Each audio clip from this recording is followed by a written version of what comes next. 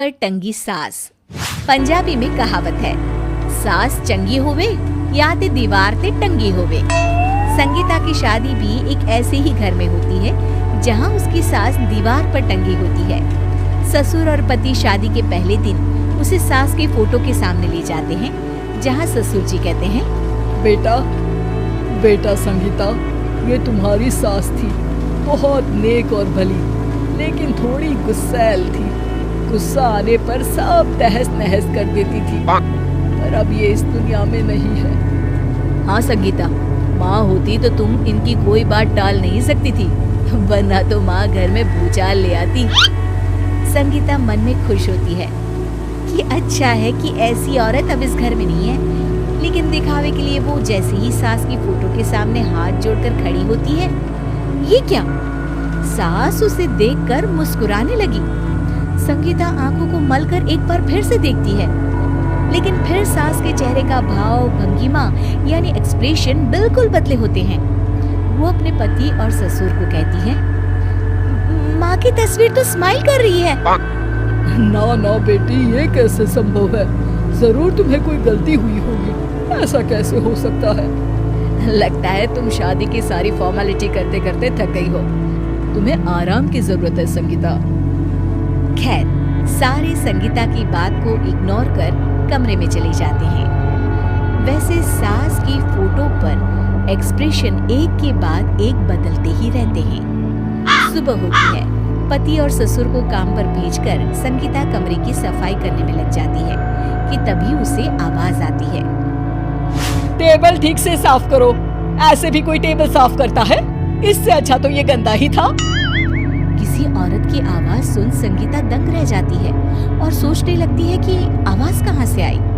आवाज को नजरअंदाज कर वो फिर से अपना काम करना शुरू करती है, लेकिन इस बार तो आवाज बिल्कुल उसके कान के पास से आती है। मेरा घर है ये, जब तक मैं थी चमका कर रखती थी, हर एक चीज शीशे की तरह थी। तुम्हें तो ना सफाई आती है ना कुछ पता है। क्यों तुम्हें मेरे घर की जिम्मेदारी दे दी गई है? पता नहीं तुमने मेरे बेटे को क्या दिखाई दिया। मैं होती तो एक से बढ़कर एक लड़कियों की लाइन लगा देती।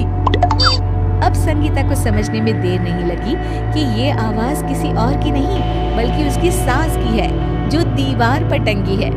वो उसके पास जाती है और कहती है, नमस्ते सासू माँ, मुझे तो कल ही लग रहा था कि दीवार में कुछ काला है।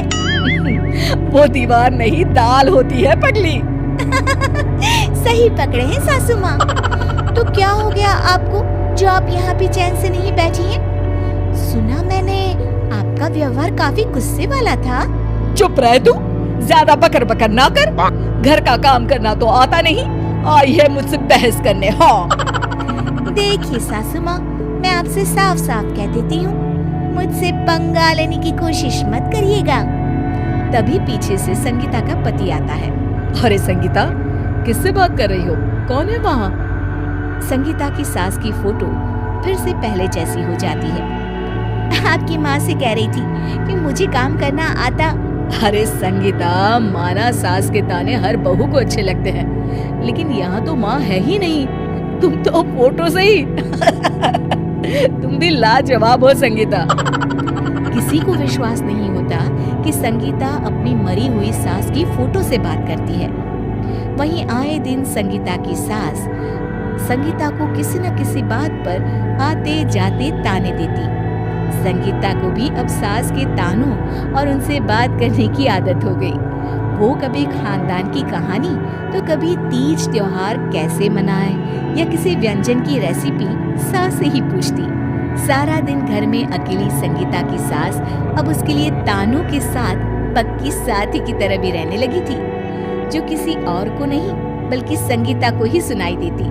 तो देखा आपने, सास बहू का रिश्ता हर रिश्ते से ऊपर होता है, फिर चाहे वो खट्टा हो या मीठा।